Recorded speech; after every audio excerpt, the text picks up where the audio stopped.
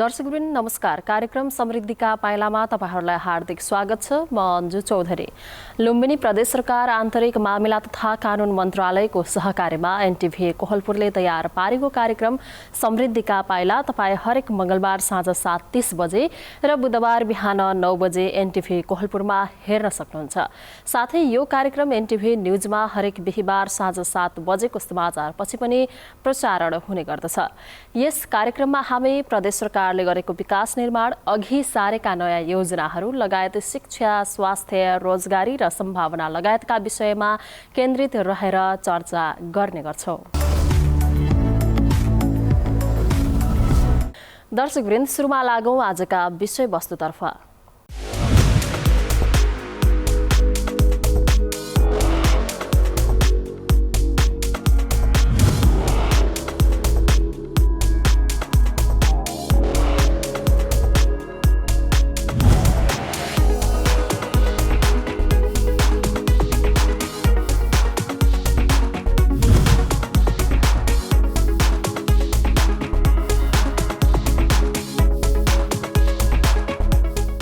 लुम्बिनी प्रदेश सरकारले योजना आयोगमा पद पूर्ति गरेको छ। विकास निर्माणका योजना र आगामी कामहरू प्रभावित हुन नदिन प्रदेश सरकारले प्रदेश योजना आयोगमा उपाध्यक्ष र सदस्यहरू नियुक्त गरेको हो।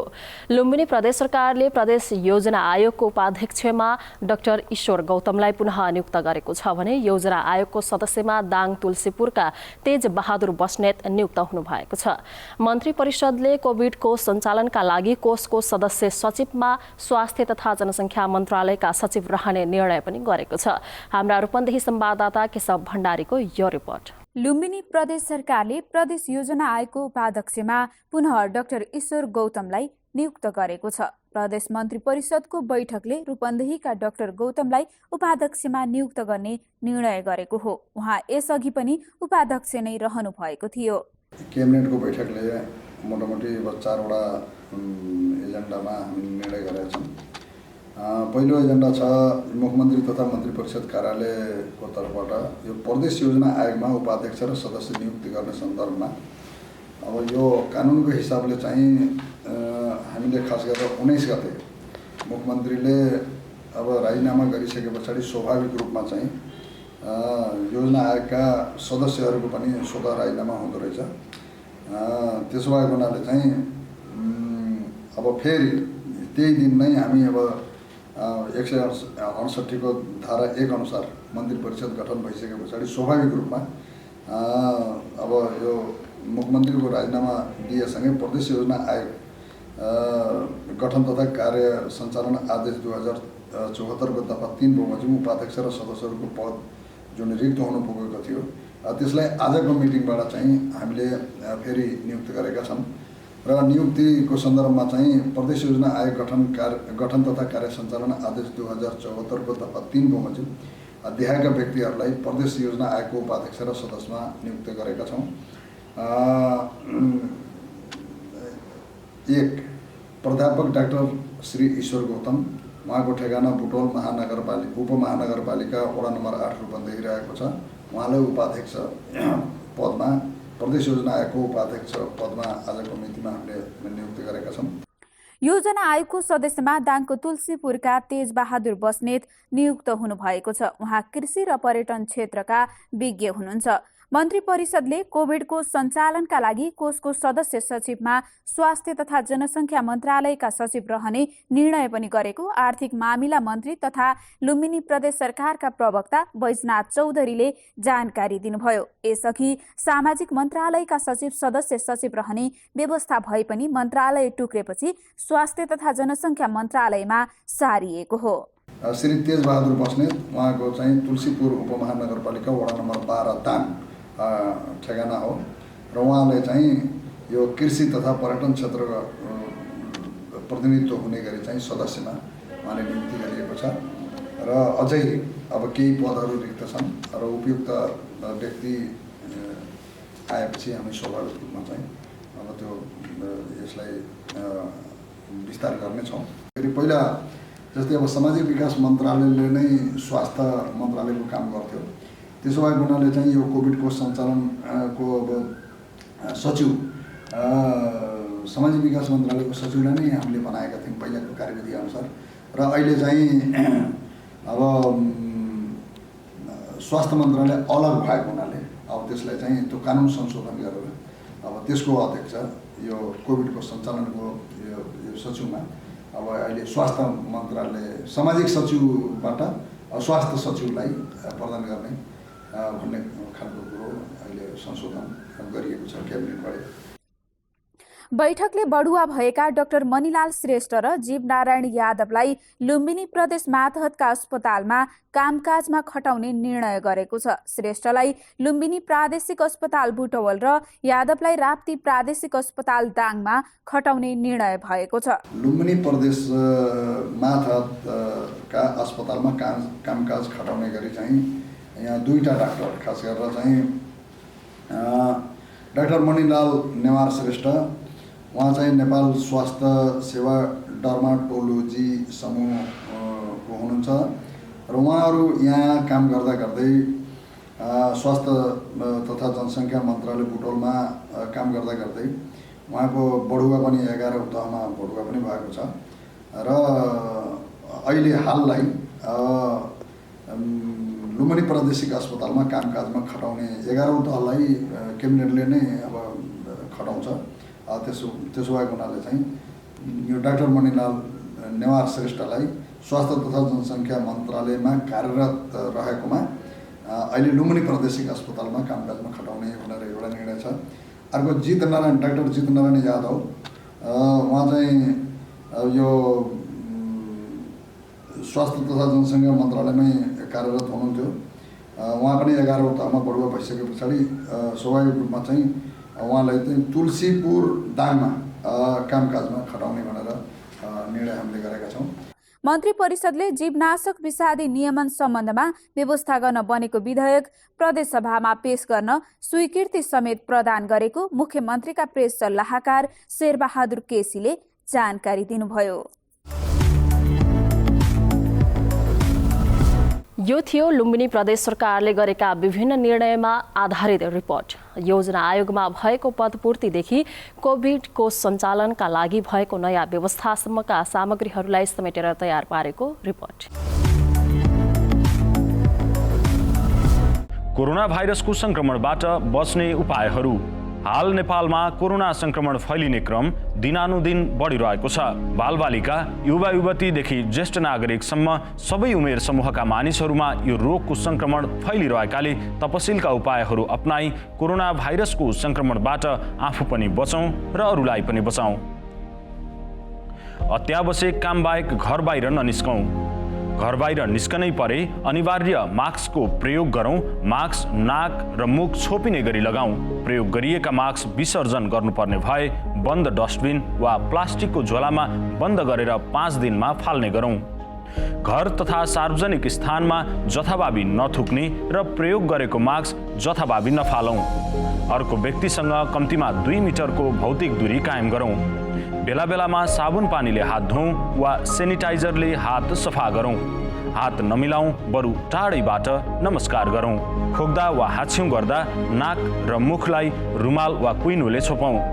सकभर कुनै पनि भिडभाड हुने कार्यक्रम वा समारोह नगरौँ। कोरोना संक्रमणको शंका लागे तुरुन्त जाँच गराउँ र नमुना दिइसकेपछि रिपोर्ट नआएसम्म अरूबाट टाढै बसौँ। संक्रमण देखिए स्वास्थ्यकर्मीको सल्लाह बमोजिम आइसोलेसनमा बसौँ र स्वास्थ्यमा थप समस्या देखा परेमा तुरुन्त अस्पताल जाउँ। विदेशबाट आउने सबैजना 10 दिन अनिवार्य क्वारेन्टिनमा बसौँ। PCR नतिजा नेगेटिभ आए पनि 10 दिन अनिवार्य क्वारेन्टिनमा बसौँ। जनचेतनाका लागि लुम्बिनी प्रदेश सरकार, आन्तरिक मामिला तथा कानुन मन्त्रालय, रूपन्देही।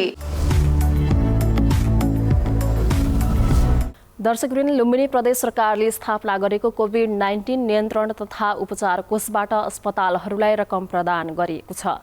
कुनै पनि अस्पतालमा अक्सिजनको अभाव नहोस् र अन्य उपकरण एवं स्वास्थ्य उपचार सामग्रीको व्यवस्थापन गर्न सहज होस् भन्ने उद्देश्यले रकम प्रदान गरिएको हो।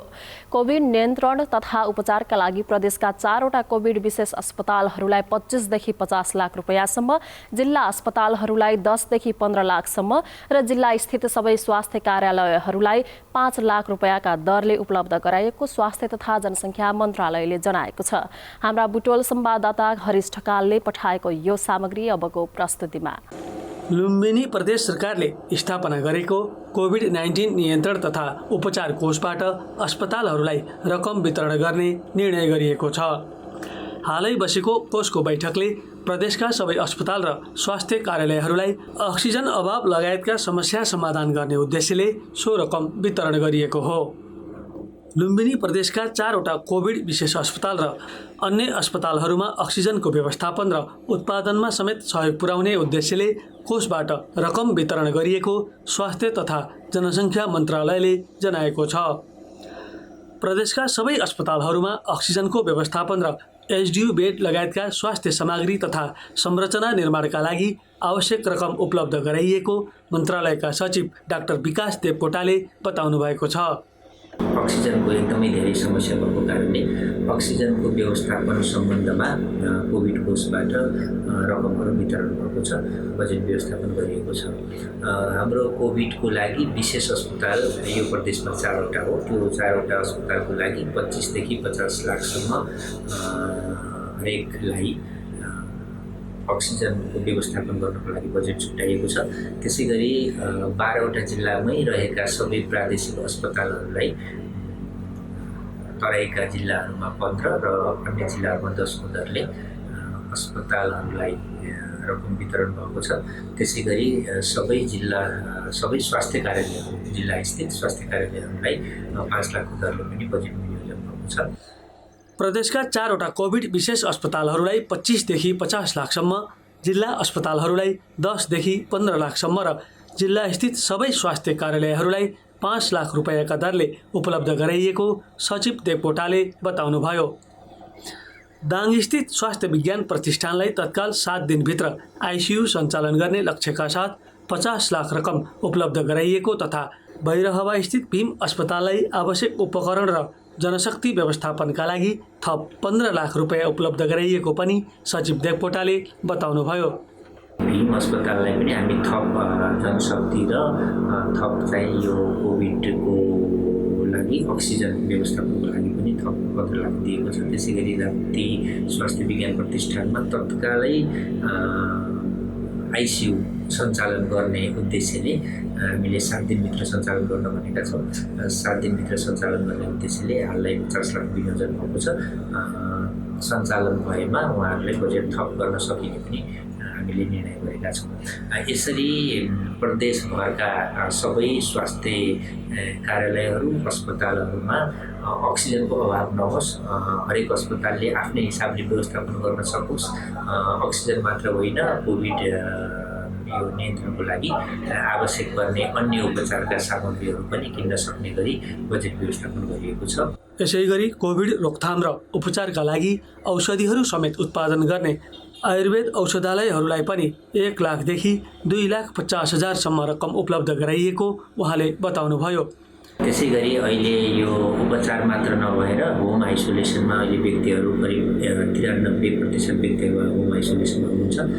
उहाँहरूको पनि व्यवस्थापन गर्नुपर्ने हुन्छ, यानि कि उहाँहरूलाई सही सरसल्लाह दिने, उहाँहरूको स्थिति कस्तो छ भनेर बुझ्ने, उहाँहरूलाई मोटिभेसन वा चाहिँ जटिल हुनबाट बस्ने उपायहरूको बारेमा ज्ञान दिने सबै हेतुले यो प्रदेशमा रहेका सबै आयुर्वेदिक औषधालय र केन्द्रहरूमा पनि हामीले रकम विनियोजन गरेका छौँ। 2वटा आयुर्वेद औषधालयहरूले औषधि पनि बनाउने भएकोले 2.5 लाखको दरले र अन्य सबैलाई 1 लाखको दरले बजेट विनियोजन भएको छ।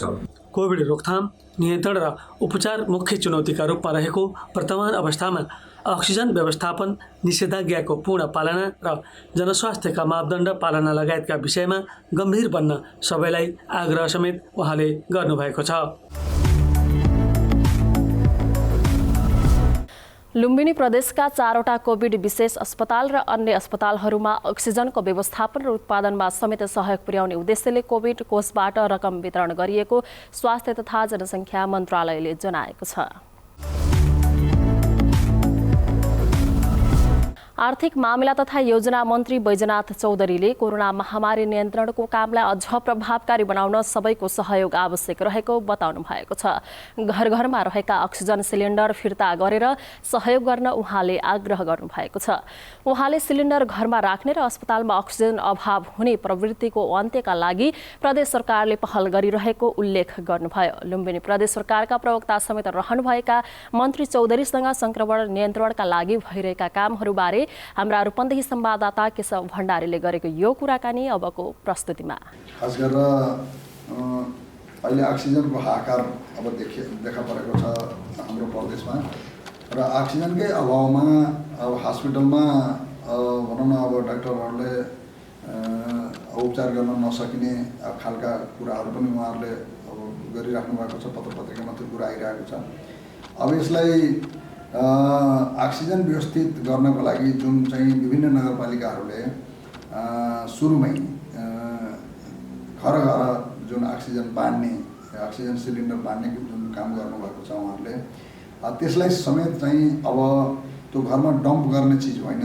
अहिले हस्पिटलमा अक्सिजन सिलिन्डर नभएर चाहिँ मान्छेको ज्यान जाने अवस्था छ र भोलि बिरामी हुम्ला र मलाई चाहिन्छ भनेर अग्रिम रूपमा बुकिङ गरेर जुन घर घरमा अक्सिजन सिलिन्डर रहेको भन्ने जुन मिडियामा आएको छ अथवा चाहिँ त्यो खालको जुन समाचार सम्प्रेषण भएको छ त्यसप्रति प्रदेश सरकारको ध्यान आकर्षण भएको छ र माननीय मुख्यमन्त्रीज्यूले पनि प्रष्ट ढङ्गले निर्देशन गरिसक्नु भएको छ कि अहिले चाहिँ अब निजी क्षेत्रसँग रहेका अक्सिजन समेत र अब यो नगरपालिकाले जुन खालको एउटा भोलिको प्रिकसनको लागि जुन बाँडिएको जुन सिलिन्डरहरू हो त्यसलाई चाहिँ अहिले सबभन्दा आवश्यक अहिले बिरामीको उपचार गरिरहेको स्थान भनेको अस्पताल हो र अस्पतालमा 1 मिनट पनि अक्सिजनको अभाव हुनु हुँदैन भन्ने कुरालाई ध्यानमा राखेर प्रदेश सरकारले चाहिँ यसरी भनौँ न भोलिको लागि अब जुन राखिएको जुन सिलिन्डरहरू हो त्यसलाई पनि अस्पतालमा फिर्ता गर्ने हामीले आह्वान गरेका छौँ र त्यस्तै निजी क्षेत्रलाई पनि हामीले आह्वान गरेका छौँ। निजी क्षेत्रसँग जति सिलिन्डरहरू अरू कामकाजको लागि भनौँ न म्यानुफ्याक्चरको लागि बनाउन अनेक चिज निर्माण गर्नको लागि जुन अक्सिजन सिलिन्डर प्रयोग भइएको थियो यति बेला अहिले मान्छेको जीवन बचाउनको लागि पहिलो प्राथमिकता भएको हुनाले बरु अब मान्छेको जीवन रहे भोलि फेरि विकास गरौँला फेरि अरू उद्योग धन्दा सञ्चालन गरौँला पहिलो काम भनेको सबैले निजी क्षेत्र स्थानीय तह प्रदेश सरकार केन्द्रीय सरकार र सबै समाजका सबै अगुवाहरूको अहिले प्रमुख दायित्व भनेको मान्छेको जीवन बचाउने कुरा नै हो। त्यसो भएको हुनाले यसलाई अब कुनै कसर बाँकी नराखिकन हाम्रो स्रोत साधनले भेटेसम्मका जति हाम्रो अक्सिजनहरू उत्पादन गरिरहेको छ भनौँ न इन्डस्ट्रीहरूले हाम्रो प्रदेशमा त्यसलाई रिफिलिङ गर्ने र ठिक समयमा कसरी अस्पताल पुर्याउने भन्ने कुराको लागि चाहिँ अब यो कडाइका साथ प्रशासनलाई हामीले अनुरोध गरेका छौँ भनेका छौँ कि यो कडाइका साथ चाहिँ अब त्यो रिफिल हुने र ठिक समयमा त्यहाँ पुग्ने व्यवस्था चाहिँ मिलाउनको लागि पनि अनुरोध गरेका छौँ र यसरी चाहिँ अहिले जुन यो 2 दिनदेखि खास गरेर अलि अस्तिसम्म त ठिकै थियो यो 2 दिनदेखि अलि जुन अक्सिजनको अभाव देखा परेको छ यसलाई चाहिँ अब त्यसरी मेन्टेन गर्ने भन्ने हामीले प्रदेश सरकारको तर्फबाट आह्वान गरेका छौँ र अहिले पनि अब निषेधाज्ञा अब जारी छ र अहिले अब यसलाई एकदमै कडाइका साथ भरसक चाहिँ अब चेन ब्रेक गर्ने गरी नै सम्पूर्ण अब जनतालाई हामीले आह्वान गरेका छौँ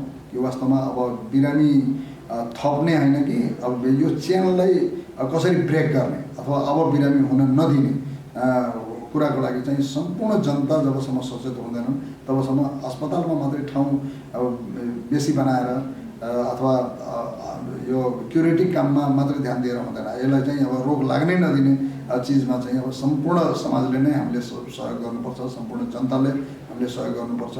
त्यो हिसाबले पनि हामीले आह्वान गरेका छौँ।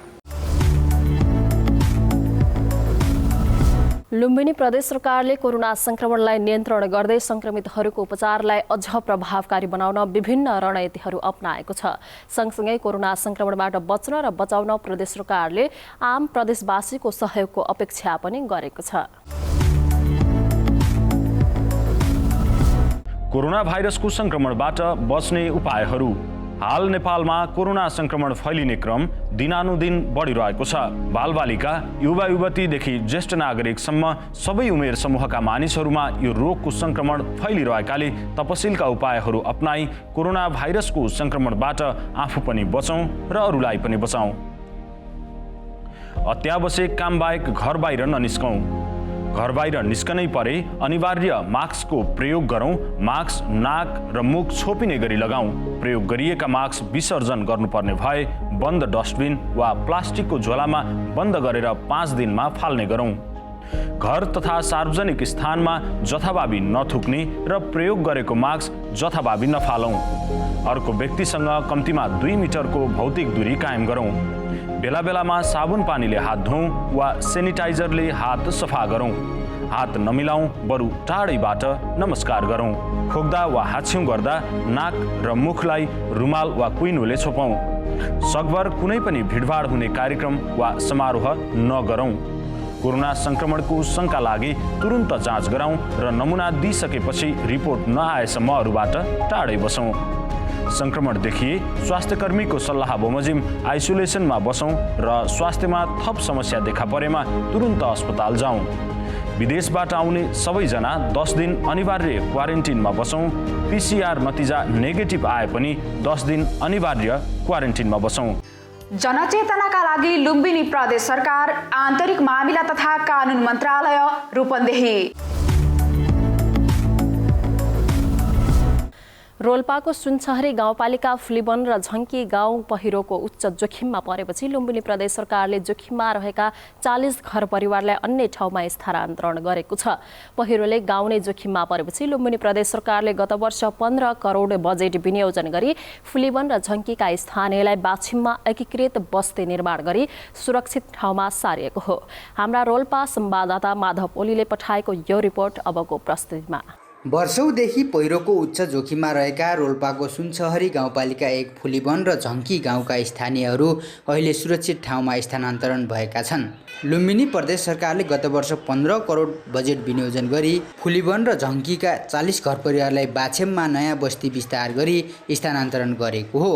अघिल्लो वर्ष लुम्बिनी प्रदेश आन्तरिक मामिला तथा कानुन मन्त्रालयको एक टोलीले भूगर्भविदसहित पहिरो प्रभावित क्षेत्रको अनुगमन गरी सुरक्षित ठानिएको ठाउँमा बस्ती सार्न निर्देशन गरेको थियो। उक्त निर्देशनका आधारमा सुनसहरी गाउँपालिकाले एकीकृत बस्ती विस्तार समिति गठन गरी उक्त कामलाई अघि बढाएको थियो। नयाँ बस्तीमा सर्न पाउँदा स्थानीयहरूले सुरक्षित महसुस गरेका छन्।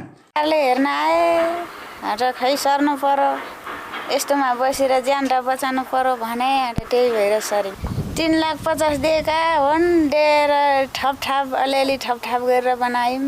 जग्गा किन्नु राम्रो भयो भने नराम्रो भयो भने के गर्ने र पहिराले लगाएपछि राम्रै छ भनौँ भयो।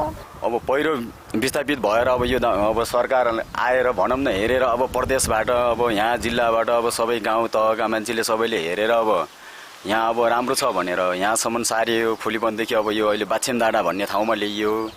गत आर्थिक वर्षमा बस्ती स्थानान्तरणको लागि लुम्बिनी प्रदेशको आन्तरिक मामिला तथा कानुन मन्त्रालयले 15 करोड बजेट विनियोजन गरेको थियो। उक्त बजेट मार्फत फुलीवन र झङ्की गाउँका 40 घर परिवारलाई बाछेममा नयाँ बस्ती बनाई स्थानान्तरण गरिएको थियो। यस्तै नयाँ बस्तीमा सडक, खानेपानी, विद्यालय भवन, विद्युत विस्तारको काम पनि भइरहेको छ। यो प्रदेश सरकार अन्तर्गत यो फुलीवन झङ्की एकीकृत बस्ती विस्तारको लागि 15 करोड रुपियाँ चाहिँ बजेट विनियोजन भएको थियो, जसमा यो 40 घर परिवारलाई प्रत्येक घर 3,50,000 को दरले चाहिँ अनुदान दिएर त्यसरी चाहिँ घरहरू निर्माण गरियो। त्यसको अलावा विद्यालय, यहाँ एउटा चाहिँ शाखा प्राथमिक विद्यालय भन्ने छ, यसमा पनि बजेटको व्यवस्था गरेर अहिले चाहिँ नयाँ भवन निर्माण भइरहेको छ। त्यसपछि यो तटबन्धन भनेर यहाँका खोलाहरूमा जहाँ चाहिँ पहिरोको जोखिम छ त्यसमा चाहिँ तटबन्धन लगाउने काम भयो। त्यसपछि रोड यहाँ चाहिँ फुलीवनदेखि माथि झङ्की विद्यालयसम्म जाने करिब 3 किलोमिटर बराबरको सडक पनि चाहिँ अब यहाँ अन्तिम चरणमा छ। ग्राभेल भएर चाहिँ अब चाहिँ अन्तिम चरणमा चाहिँ पुगेको छ। त्यसको अलावा अर्को एउटा सभा हल सामुदायिक भवन भन्ने को पनि व्यवस्था भएको छ। यसरी समग्रमा यो एकीकृत बस्ती विस्तारको लागि प्रदेश सरकारबाट गत आर्थिक वर्षमा 15 करोड बजेट विनियोजन भएको थियो। सुनछहरी गाउँपालिकाको धेरैजसो गाउँ बस्ती पहिरोको जोखिममा रहेका छन्।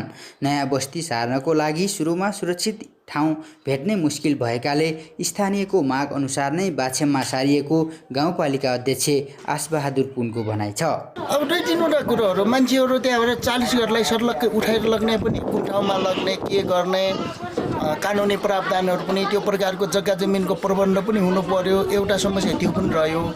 अर्को कुरो त्यहाँको समुदायसँग चाहिँ अन्तर्क्रिया गर्दाखेरि हाम्रो त हाम्रा बारीहरू होइन अरू उत्पादन गर्ने खेतीयोग्य जमिन हाम्रा आफ्नो सम्बन्धहरू यही भएकोले हामीले यतै चाहिँ पुनर्स्थापन हुनुपर्छ भन्ने कुरो चाहिँ गरे। अहिले त्यो प्रकारको चाहिँ कुरो आयो छ। अर्को समस्या आएपछि स्वाभाविक रूपमा त्यो आउने कुरो चाहिँ स्वाभाविकै हो।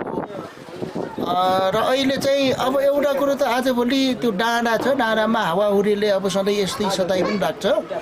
र अर्को कुरो बनाएको घरहरू पनि 4 घर चाहिँ अहिले पुनः फेरि अलिकति भौगोलिक कमजोर भूगोल भएर चाहिँ पहिरोले अलिकति चर्किया छ। त्यसलाई कसरी रोक्ने भन्ने कुरोमा चाहिँ हामी लागिराखेका छौँ। त्यसमा पनि फेरि अरू समस्या आयो, अर्को समाधान खोज्ने कुरो त स्वाभाविक रह्यो। सबै घरै त त्यस्तो हुँदैन होला, तर त्यहाँ 4वटा घर चाहिँ अस्तिको बर्खामा चाहिँ त्यहाँ चाहिँ केही पहिरो जाँदाखेरि फेरि पनि नसोचेको त्यहाँ पहिरोको सिर्जना हुँदाखेरि त्यसले चाहिँ अलिक समस्या पारेको छ। कुरो चाहिँ त्यो हो। वर्षायाममा पानी परेसँगै घर छोडेर भाग्ने यहाँका स्थानीयहरू अहिले आनन्दले घरमै सुत्न पाउने भएका छन्। नयाँ बस्तीमा खानेपानी, सडक, विद्युत र विद्यालय निर्माण हुने भएपछि स्थानीयलाई थप सुविधा पुग्ने भएको छ।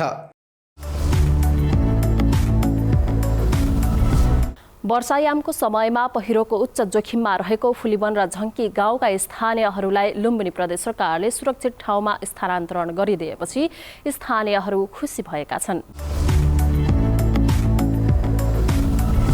हवस् त दर्शकवृन्द, आजका लागि कार्यक्रम समृद्धिका पाइला यति नै। अर्को हप्ता नयाँ विषयवस्तुसहित उपस्थित हुने नै छौँ। कार्यक्रम उत्पादनमा सहयोग गर्ने सम्पूर्ण सहकर्मीहरूसँगै मलाई पनि बिदा दिनुहोस्। नमस्कार।